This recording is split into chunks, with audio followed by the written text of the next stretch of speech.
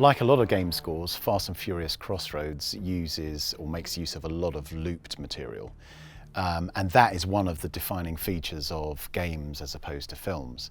How difficult is that to manage as a conductor, as a player? I mean, you play yourself obviously as well. So how difficult and how different is that to cope with in that sense? On this Fast and Furious Crossroads game we just recorded, we had an interesting technique with the orchestra, yep. Matt Slater, as you know, of building these loops together.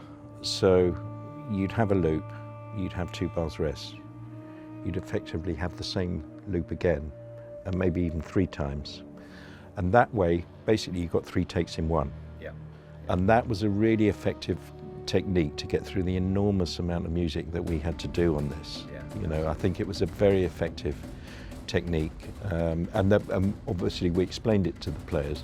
This may look exactly the same, you know, exactly the same again, but this is the reason why we're doing it. And they got it.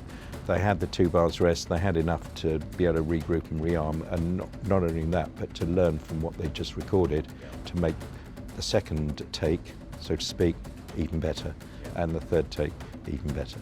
Yeah, and I think from my perspective as composer, what I felt was that as they went through the loops with the 2 bar rests, not only did their performance improve, but they really started to understand how that piece fitted together with all the other pre-recorded elements. Yes, exactly. And also they were able to grow in performance terms across each iteration of the loop. So it became a cumulative thing, and by the end organic, of it, it was organic. Exactly. That's a very good term.